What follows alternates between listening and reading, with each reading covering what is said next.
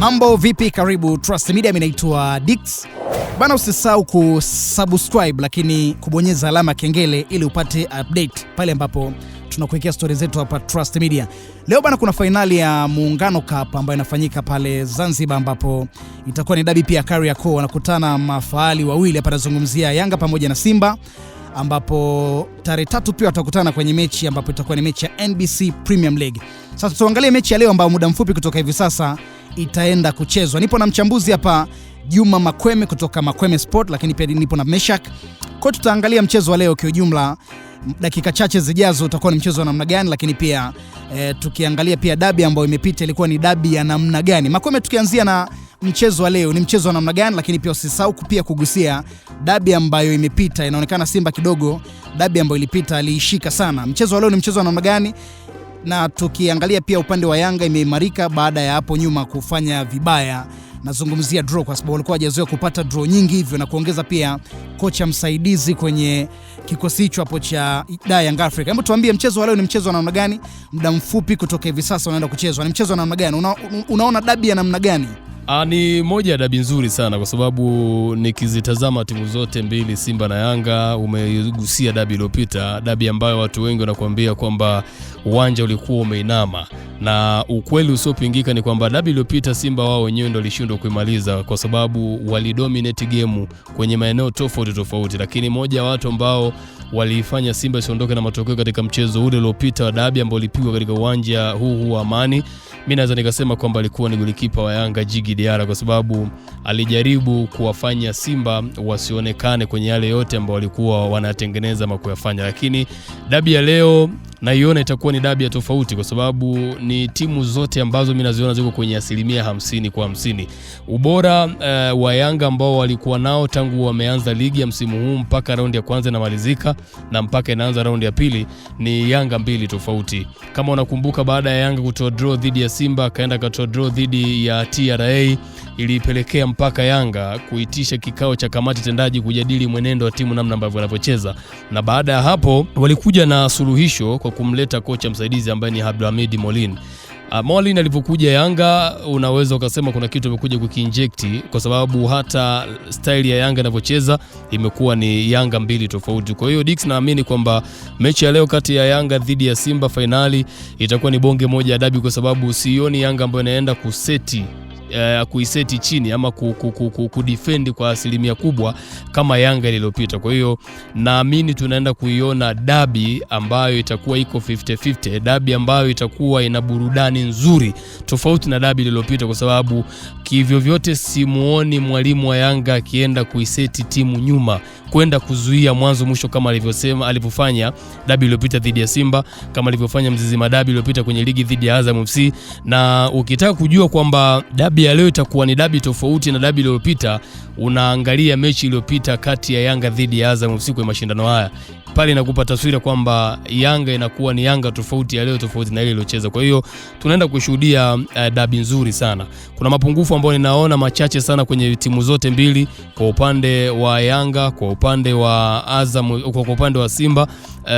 Simba wana wachezaji wazuri sana hasa eneo la juu. Sitoshangaa leo mwalimu Steven Becker tena kucheza na force number 9 kama alivyofanya kwenye dabi iliyopita, akimtumia Ino Josephine Loemba kama namba 9 kivuli. Kwa hiyo nategemea eneo la juu kwa upande wa Simba kutakuwa na pressure kubwa sana, watu ambao wanaweza kukimbia muda wote, watu ambao wanaweza kufanya maamuzi muda wote. Kwa hiyo ni moja ya dabi ambayo mimi binafsi naona itakuwa inavutia. Changamoto na hofu yangu kwa upande wa Simba, licha kwamba imekamilika kuanzia eneo la juu mpaka eneo la katikati, ni kwa upande wa golikipa wa Simba peke yake. Mahmudu Tanja Kasali ni golikipa mzuri, lakini tangu amekuja Simba kuna vitu vichache amevionyesha, amesha expose vitu ambavyo unaona kabisa mapungufu yake. Ni golikipa ambaye footwork hayuko vizuri mguuni. Unaangalia madaraja magolikipa waliopita Simba kwa siku za hivi karibuni, unazungumzia Yakubu Lacred, unazungumzia Aishi Salum Manula, unazungumzia mtu kama Musa Pinpin Kamara. Hawa wote kwa kawaida hawa magolikipa watatu niliowataja wangekuepo Simba hii leo, na kiwango ambacho amekionyesha Kasali tangu amekuja Simba na madhaifu ambayo ameonyesha kwa haraka, alikuwa anaweza kuwa golikipa namba 4. Kwa hiyo huyu ndio mtu mimi binafsi kwenye dabi ya leo naona anaweza akawa anawafanya wana Simba kuwa na mashaka tofauti na magolikipa wengine ambao wamepita Simba. Tofauti na hapo, naiona dabi ambayo leo ni 50-50 na dabi ambayo itakuwa na mvuto zaidi tofauti na dabi iliyopita. Sawa Juma, nimekusikia, lakini tukiangalia Simba wana ubora sana kwenye safu yao ya ushambuliaji pale, lakini pia Yanga kwenye kuzuia wana ubora, lakini pia kwenye safu yao ya ushambuliaji pale wako vizuri kabisa. Unaona ni eneo lipi ambalo kimbinu litakuwa hatari kati ya timu zote hizi mbili?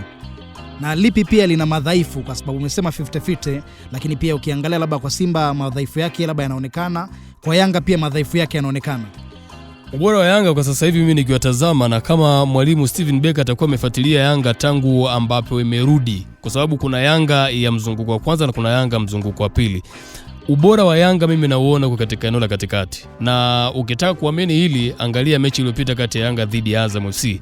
Azam FC alishindwa kufanya lolote kwa Yanga kwa sababu mwalimu wa Azam nahisi kama vile alikuwa hajastudy vizuri Yanga. Alikuwa anajaribu kuforce kupitia katikati, alikuwa anajaribu kuforce kupiga penetration pass, na huo ndio ubora wa Yanga ulipo. Ukitaka kuwabiti Yanga kwa sasa hivi, mimi nashauri kwa mtu yote ni lazima apite pembeni. Apite pembeni kivipi? Ni kwamba uwe na mawinga ambao wanajua kukimbia, lakini ambao wanaweza kukaa na mahali mguuni. Na hawa watu Simba wapo, kwa sababu wana mtu kama Libase Geye, wana mtu kama Elim Panzu, wana mtu kama Anicet Ura. Ukiwa na mawinga ambao wanaweza kukimbia na kutanua uwanja, unawanyima nafasi mtu kama Pacome Pedro Zuzo pamoja na Maxim Pia Nzengeli akiwa na nafasi ya kupanda ama kuipandisha timu kwa wakati mwingi, kwa sababu hawa mafullback wa kulia na kushoto kwa upande wa Yanga ambao mara nyingi wamekuwa kitumika kuoverlap na kupiga cross alafu waingie katikati kuongeza namba kubwa shambuliaji, wanakosa nafasi ya kupanda. Lakini mara nyingi nimeangalia michezo ambayo Yanga ameanza kurudi kwenye timu zote ambazo zilijaribu kupitia eneo la katikati kwa upande wa Yanga, inakuwa ni changamoto kwa sababu wana watu ambao wanaweza kufanya reaction za haraka, wana watu wanaweza kunusa hatari. Angalia makosa ambayo aliyafanya Yoro Diaby kwa upande wa Azam FC wakati wanacheza juzi katika mashindano haya. Ilikuwa ni kitendo cha sekunde chache tu. Haijalishi wakati wanaataki Yanga wana watu wangapi, lakini eneo la katikati ndio silaha yao kubwa, kwa sababu wakisha uchukua mpira hawatumii zaidi ya pasi 3 kufika kwenye goli lako. Angalia mechi iliyopita dhidi ya Azam FC, anapiga Yoro Diaby pasi ambayo inaishia miguuni kwa Damaro, inafika kwa Okelo, Okelo anapiga pasi ambayo inamkuta Dube anafunga. Angalia pasi ya pili pia anapiga James Akaminko, inaingia kwenye miguu ya huyo Mohamed Damaro, inafika kwa Okelo, Okelo anapiga pasi kwa Dube, Dube anapiga pasi kwa Maxim Pia Nzengeli, anamaliza mechi. Kwa hiyo unakuta wanaweza kufanya reaction ya haraka na inawasaidia kwa sababu ni watu ambao wanakabia juu. Ni watu ambao wanakupa pressure, hawataki kukupa nafasi ya wewe kuwa na mpira, kunyanyua macho, kuangalia kwamba ni nani aliyesimama kwenye right position na uangalie namna gani unaweza kuifungua safu ya ulinzi ya Yanga. Kwa hiyo hiyo ndio changamoto kubwa ambayo ndio strength ya Yanga kwa sasa hivi hasa eneo la katikati. Kwa hiyo kwa nature ya wachezaji wa Simba ninavyoona, naamini mwalimu Beka kama ataamua kutumia mapana ya uwanja wa New Amani, inaweza ikawa ni changamoto kubwa sana kwa Yanga, kwa sababu wamekuwa wakiwatumia hawa fullback ambao wanaweza kupanda na mwisho wa siku mawinga wao wanaingia ndani, wanaongeza namba ya ushambuliaji. Yanga mstari wao juu wanacheza na Pacome Zuzwa, wanacheza na Alan Okelo, wanacheza na Maxim Pia Nzengeli. Mafullback wao kushoto na kulia ambaye ni Israel Mwenda ama Mohamed Hussein ama Shadrack Kiboka wanatumika kama mawinga licha ya kwamba ni mafullback. Wakishavuka mstari wa katikati, mafullback wa Yanga wao ndio wanaotumika kama mawinga wa timu. Kwa hiyo unakuta kunakuwa na namba ya watu wanne eneo la juu ambao inakuwa ni ngumu sana kuwazuia. Pacome Pedro Zuzu akishaingia ndani pamoja na Maxim Pia Nzengeli, anaenda kukutana na Mudathir Yahya Bas pamoja na mtu kama Alan Okelo. Ukiwa na watu ambao wako very creative eneo la juu, wameshaongeza namba, wameshafika wanne, ni ngumu kuwazuia kwa sababu wote wana uwezo mkubwa hasa katika eneo hili la mwisho. Kwa hiyo mimi naona ili mwalimu wa Simba afanikiwe kwenye mechi hii awatumie mawinga wake, na mimi napendekeza kwenye kikosi cha Simba leo mwalimu wa Simba sianze na Libase, aanze na Elim Panzu pamoja na Anicet Ura. Hawa ni watu ambao wanaweza kufanya hiki ambacho nakizungumza Dix. Mtazamaji wa Trust Media, ni matangazo ya moja kwa moja kuelekea mechi ya Simba na Yanga. ambapo ni fainali ya Muungano Cup ambayo inachezwa uwanja wa Amani Complex muda mchache kutoka hivi sasa. Unaweza kutuma maoni yako hapo chini, alafu moja kwa moja tutayasoma kwa kile ambacho unakisikiliza uchambuzi, alafu tuambie maoni yako ni yapi, sisi tutayasoma moja kwa moja. Nipo na mchambuzi Juma Makweme, lakini pia nipo na Meshak. Lakini Juma Makweme, tukiangalia kwa upande wa Yanga, kukosekana kwa Dickson Job ambaye aliumia muda mrefu msimu mzima, huu atamaliza aidha msimu ujao ndo atakuwa amepona kabisa, na ni moja kati ya mabeki ambao wamekuwa na mvuto mkubwa sana kutokana na akili yake, utimamu, usahihi wa kufanya mambo. Lakini pia beki mwingine ni Mohamed Hussein ambaye amezoea dabi, amecheza Simba dabi nyingi, Simba ikiwa kwenye mafanikio, lakini pia sasa hivi anacheza Yanga. Kukosekana kwao inawezekana pia ikawa shida kwa upande wa Yanga, upande wa ulinzi, au mwalimu ana mbinu mbadala kutokana na kikosi ambacho Yanga wako nacho. Wana umuhimu mkubwa kwenye kikosi cha Yanga, lakini wachezaji wanaokosekana Yanga kwenye dabi ya sasa hivi impact yao ni ndogo sana. Mimi kuna watu ambao Dix wakikosekana kwenye kikosi cha Yanga, naweza nikakwambia kwamba sio kocha tu, yani hata mfadhili ambaye ni GSM anaweza atasipate usingizi. Yanga ingemkosa mtu kama Jigi Diara, hiyo ingekuwa ni pengo kubwa kweli kweli. Yanga wangemkosa mtu kama Pacome Pedro Zuzwa, eneo la juu lingekuwa limefreeze kwa upande wa Yanga. Lakini watu wanaokosekana kwenye mechi ya leo, Mohamed Hussein, daraja lake yeye pamoja na Shadrack Kiboka wamepishana vitu vichache sana. Quality ni ile ile, lakini kitu ambacho wanapishana ni kwenye issue ya attacking and defense kwa wakati mmoja. Lakini wanakosekana mtu kama Dickson Job. Mechi iliyopita ambayo ilitoka suluhu bila kufungana, Dickson aliumia kipindi cha kwanza almost kama dakika 24. Lakini watu wanapaswa kufahamu kwamba kwenye ligi ya Tanzania, moja ya klabu ambayo ina mtaji mkubwa sana wa walinzi ni pamoja na timu ya Yanga. Bakari Nondo Mwamnyeto watu wamzungumzi sana, lakini wanapaswa kufahamu kwamba yeye ndio mlinzi wakati wa timu ya taifa Tanzania, na kukosekana kwake mara kwa mara Yanga haimaanishi kwamba hawezi kucheza Yanga, lakini ni kwa sababu katika eneo lake kuna watu ambao tayari wamesha gain na wameshaonyesha na wanafanya vizuri zaidi yake, lakini bado haimshushii heshima kwamba anaweza akacheza dabi kama hii. Ana uzoefu mkubwa, lakini pia angalia hata dabi iliyopita baada ya Jobu kuumia, aliingia Bakari na ni miongoni mwa watu ambao walionyesha msaada mkubwa sana. Kwa hiyo kwa hawa wanaokosekana kwa upande wa Yanga, mimi sioni kama kutakuwa na madhara makubwa. Ingawa leo naona vita kubwa eneo la katikati, kwa sababu kwa vyovyote sioni sababu yoyote ya mwalimu Pedro leo kucheza na Mohamed Damaro. Naamini kuna uwezekano mkubwa partnership ya eneo la katikati, kiungo namba 6 pamoja na kiungo namba 8, akacheza Mudathir Yahya pamoja na Duke Abuya. Kwa nini mwalimu wa Yanga ama mwalimu yeyote atakayekuja Yanga wakati anakuja Chama, anakuja Maxi, akija na kina Pacome kwa ujumla, watu wengi walishamtoa Mudathir Yahya kwenye kikosi cha Yanga, lakini kiutaalam na kiufundi mwalimu yoyote kwenye timu yoyote anahitaji watu ambao sio abiria kwenye timu, watu ambao wanakimbia, watu ambao wana cover space kubwa ya uwanja.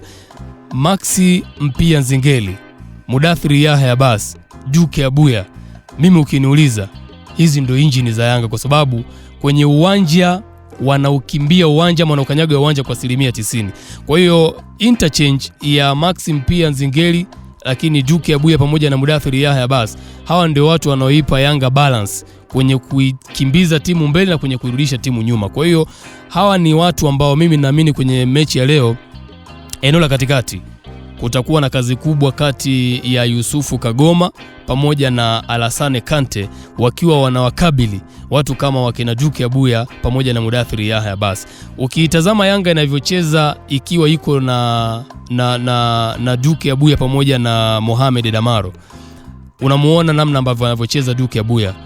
Ni mtu ambaye haamini sana kwenye kuipandisha timu, kwa sababu bado eneo la chini bado hana uhakika na Mohamed Damaro. Lakini ukimwangalia anavyocheza Mudathir Yahya basi pamoja na Duke Abuya kwenye mechi yoyote ile, ni watu ambao wanabadilishana nafasi. Akishapanda kuipandisha timu, unaweza kumkuta wakati huo Duke Abuya amepanda, wakati huo unamuona Mudathir yuko chini, lakini wakati huo unaweza kumuona Mudathir yuko juu, Duke Abuya yuko chini. Wao wenyewe wanaelewana namna wanavyocheza na namna wanavyopishana. Lakini akicheza Duke Abuya pamoja na Mohamed Damaro kwenye mechi ngumu kama hii, huwezi kumuona kivyo vyote kumuona Mohamed Damaro anafanya interchange yeye pamoja na Duke Abuya, akaenda juu alafu akamwacha Duke Abuya chini. Hawezi kufanya hivyo kwa sababu hata kwenye issue ya kupiga pasi za mwisho huyu Mohamed Damaro hana hiyo skills kama ilivyo kwa Duke Abuya pamoja na Mudathir Yahya basi. Lakini kwenye issue ya kukava eneo kubwa la uwanja, ukiwa na watu wengi uwanjani ambao wanaweza kukimbia kwa muda mrefu, unakuwa na nafasi kubwa ya kuwini mipira hata ile 1v1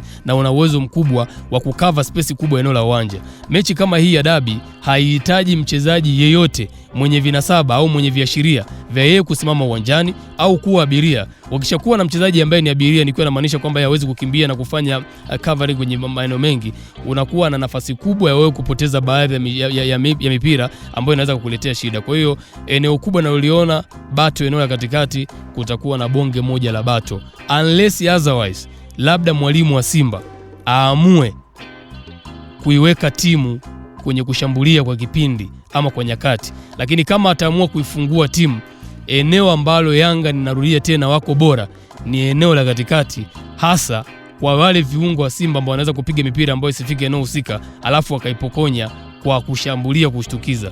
Wakipata nafasi, haijalishi kwamba wako wangapi, wanaweza kaamua mechi. Mechi ya Azam, Yanga wakati wanaenda kushambulia walikuwa na namba ya wachezaji kama wawili au si watatu, lakini kwenye upande wa Azam FC walikuwa almost 6, lakini bado waliamua mechi. Kwa hiyo ndio eneo ambalo mimi naliona kwamba lazima likawa na ushindani mkubwa Dix. Juma Makweme, asante. Lakini kimbinu sasa, ukiangalia mbinu za mwalimu wa Simba lakini pia mwalimu wa Yanga, kocha yupi ambaye mbinu zake zinamfeva sana? Kwa sababu kwenye hizi dabi mara nyingi mnaweza mkatoshana nguvu lakini mbinu zikawasaidia kuwin. Kwa mbinu sasa kitaalam sasa, kwa sababu ni mchambuzi, mbinu zipi au mwalimu gani na mbinu ambazo unaona zitaweza kumsaidia? Mtu ambaye naona anaweza kabadilika kwenye mechi ya leo ni mwalimu wa Yanga, lakini style ya uchezaji kwa upande wa Simba mimi sitoshangaa. Ndio maana hata mwanzo nimekuambia kwamba nategemea mechi ambayo mwalimu wa Simba anaweza kaingia na force number 9. Kwa nini anaweza kaingia na force number 9? Yeye mentality anahitaji kudominate game mwanzo mwisho. Kwa hiyo mimi nategemea eneo la Simba leo wataanza na Kasali, ubavu wa kulia anaweza kacheza Shomari Kapombe, kushoto akacheza Kibabage, lakini eneo la katikati naweza nikashuhudia viungo wawili wa Kabaji ambaye ni Yusuf Kagoma pamoja na Alassane Kante. Eneo la juu, kwenye mstari wa juu namshuhudia Ino Jospin Loemba ambaye anaweza kacheza kama force number 9, Clatous Chota Chama kama namba 10, lakini Elim Panzu akitokea pembeni pamoja na Anicet Oura. Kwa nini mwalimu anaweza kaingia hivyo?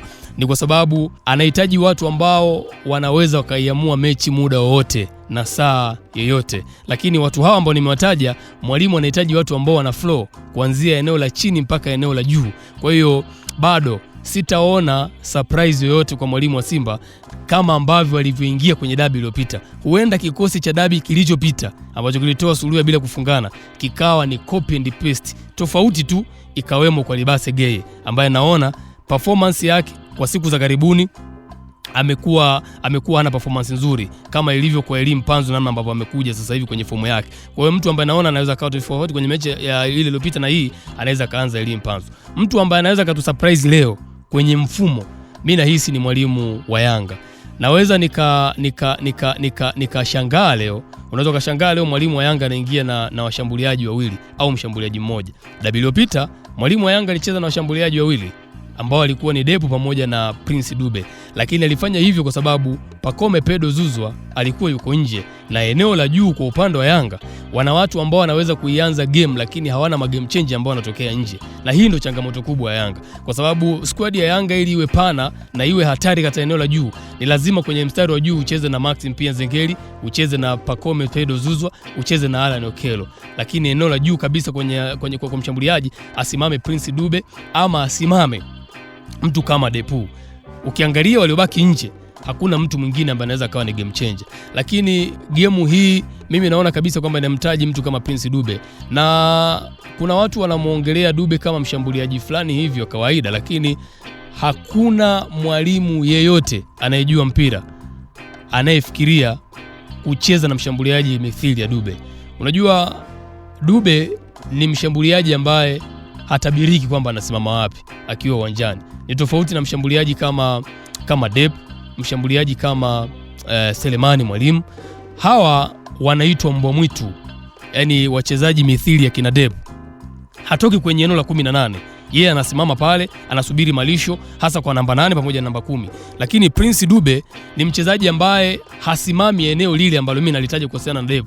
Yeye ni mtu ambaye anafanya link up, anaweza karudi juu, akachukua mpira, akaassist, akatoka juu, na kitendo cha yeye kusogea kutoka eneo lake na kurudi juu, anaanza kutawanya eneo la ulinzi kwa upande wa Simba, kwa sababu hamwezi mkasimama nyewe peke yenu, lazima mtamfuata nyie eneo ambalo anaenda kusimama. Kwa hiyo hii ni changamoto ambayo naiona kwa mfumo, na hisi Yanga anaenda kucheza na 4-4-2, lakini Simba pia namuona akicheza na 4-3 kwa sababu eneo la juu lazima atacheza na force number 9. Hata ingia na mlinzi mshambuliaji, typically atacheza na viungo wote ambao wana uwezo kumiliki mpira, lakini viungo ambao wanaweza kuchezesha timu muda wote. Kwa hiyo mapungufu ama mabadiliko katika mechi iliyopita yatakuwa ni madogo, lakini yatakuwa ni madogo kwa upande wa Yanga kimfumo, kwa sababu leo naamini Yanga hawezi kuingia na washambuliaji wawili, na kitakachofanya mwalimu wa Yanga siingie na washambuliaji wawili ni kuwepo kwa mtu kama Pacome Pedro Zuzwa. Eneo la Simba mabadiliko ninayoona sio kimfumo, ila ni kwenye selection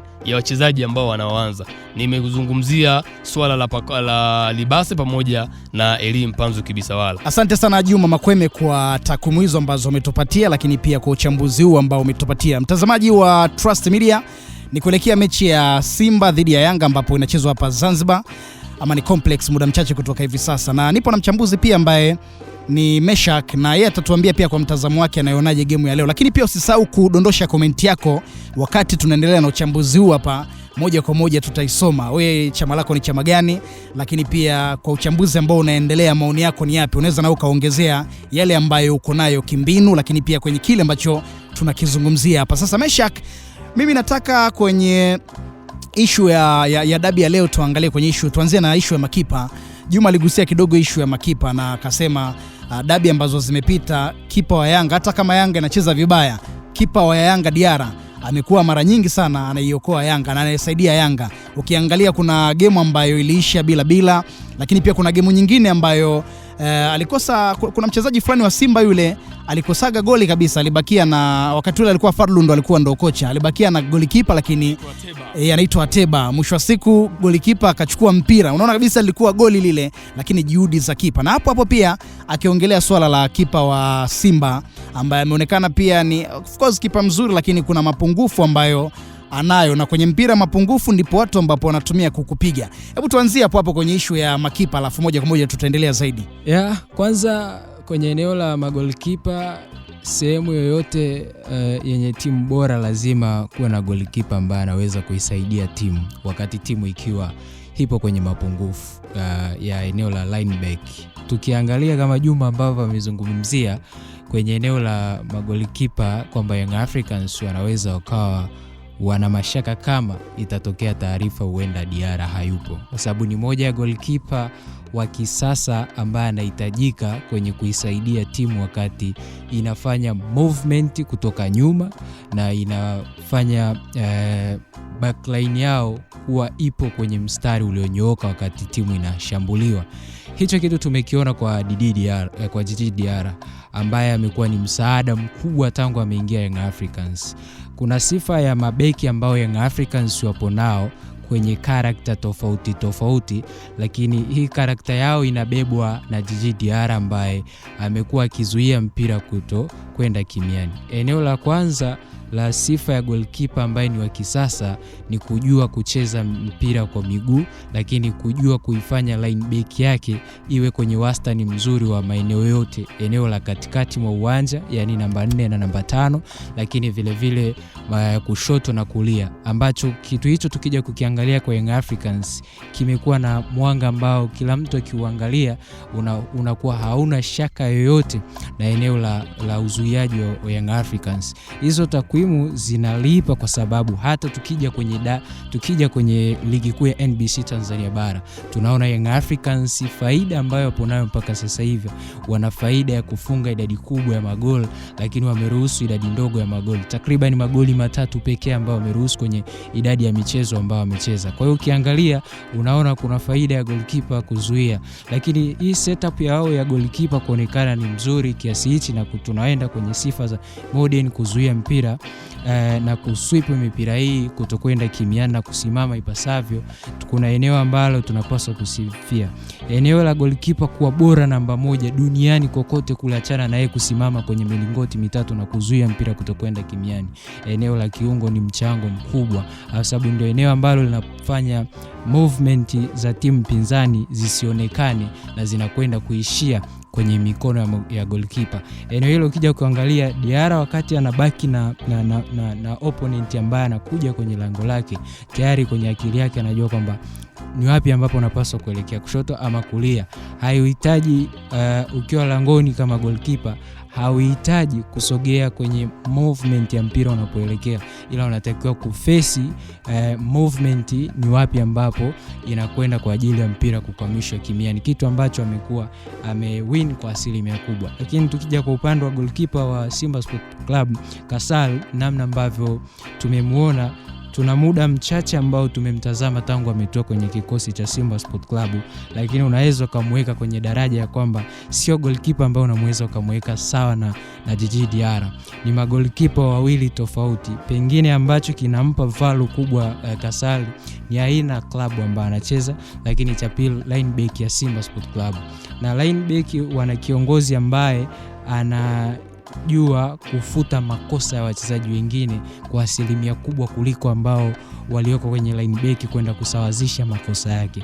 Maana yake hapa unamuongelea Rushaine De Reuck ambaye ndio ameibeba Simba kwenye eneo la line ya kwanza ya muunganiko wa timu kuelekea kwenye eneo la kiungo. So unaona kabisa hawa ni magolikipa mawili ambao testi zao ukizizungumzia hazina uwiano wa kusema huyu moja kwa moja ndio data ama ndio kitoshelevu cha timu kwa kwenye mikono yake. Lakini ukirudi katika upande wa pili wa Young Africans, unaweza kusema data ambazo Djigui Diarra alizonazo ni toshelevu za kusema kwamba huyu goalkeeper alionaye ni goalkeeper ambaye kila klabu ambayo inatamania kuwa na goalkeeper wa aina ya Diarra anatamani kumuona Diarra ndio anakwenda kuwachagua namba 1. So kwa Simba ni goalkeeper mzuri, ila makosa ambayo amekuwa akiyafanya na watu tunayaona ni makosa ambayo yanaweza yakawa na shusha ile rate ya mtu moja kwa moja kwenye uwanja kutokana na namna ambavyo timu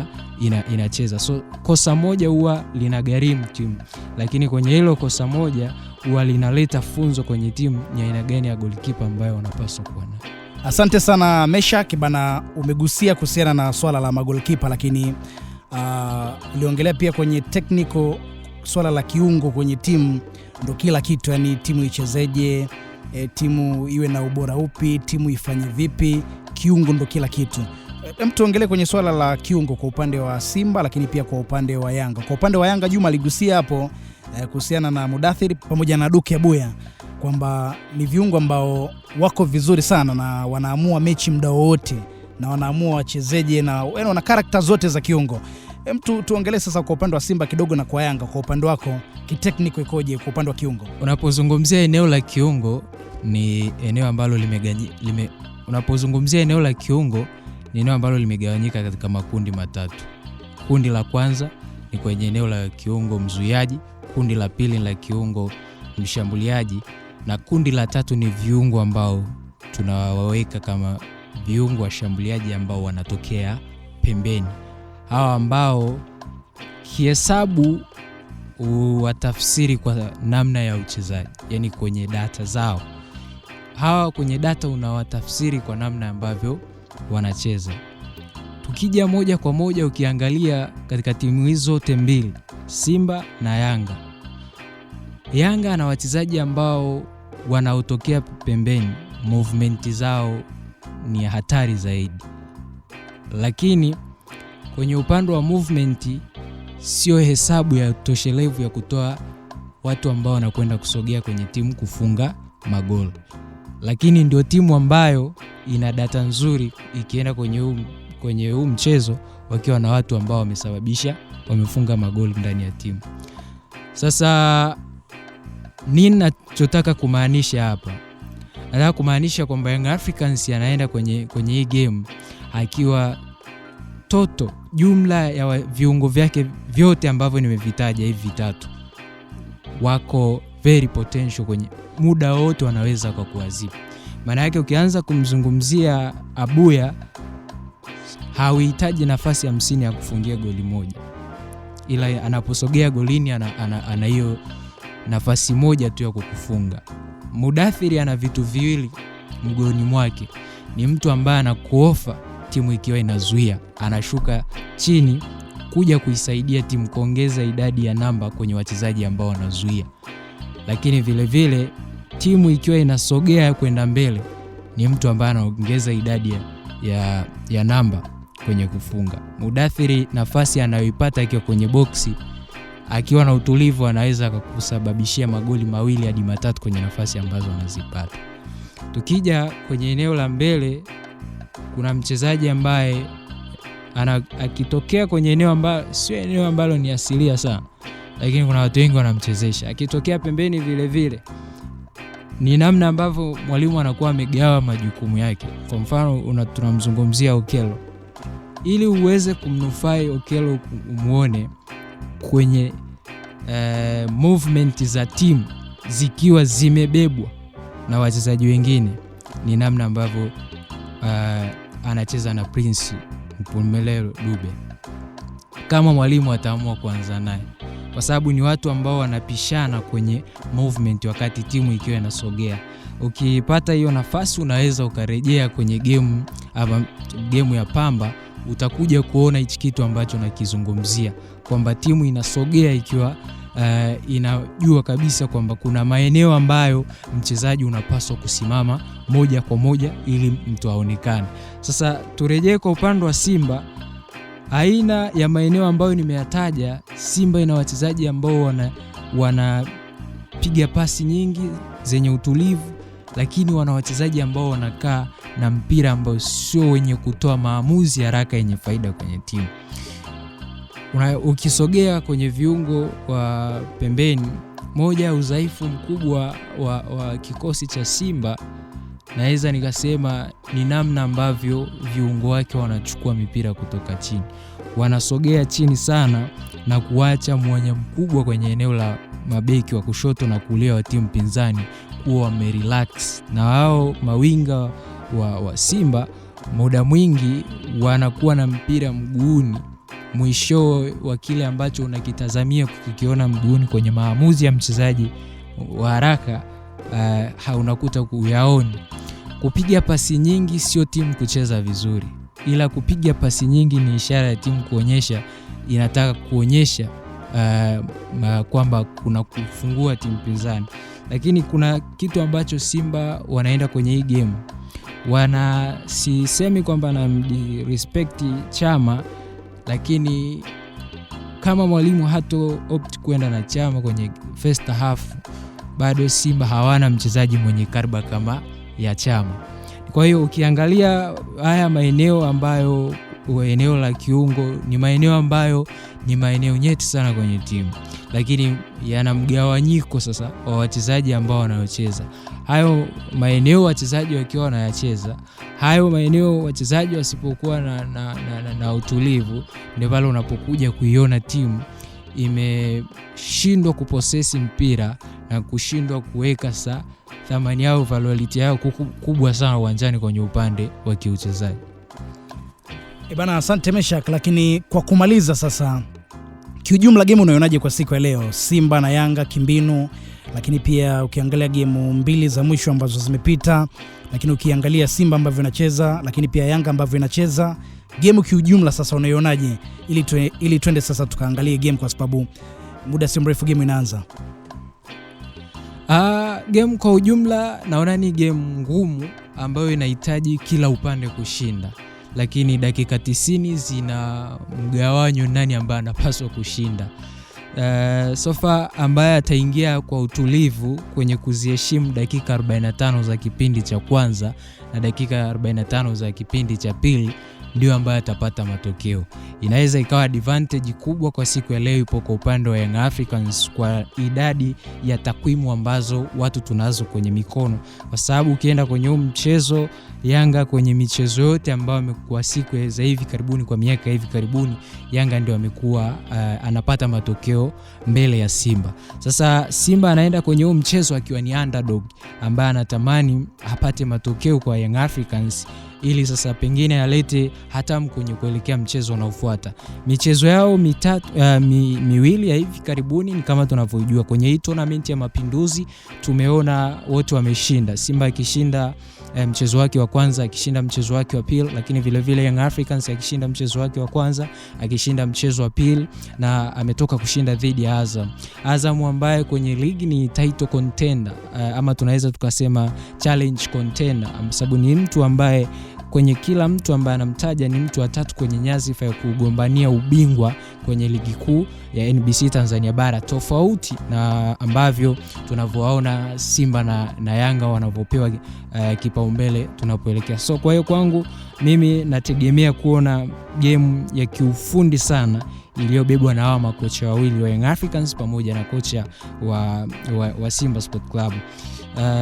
Kama nitawaona Yanga watacheza kama walivyocheza na Azam kwenye first half, na nikawaona Simba watakavyocheza na walivyocheza na Mlandege kwenye second half, huenda nikategemea kitu cha tofauti, pengine nikaiona game sare kwenye dakika 90, lakini nikiona change au mabadiliko kwenye maeneo tofauti, hususan kiungo na aina wachezaji ambao watakuwepo, ninafikiria mchezo unaweza kumalizika kwa ushindi, aidha kwa upande wa Young Africans kushinda ama upande wa Simba kushinda.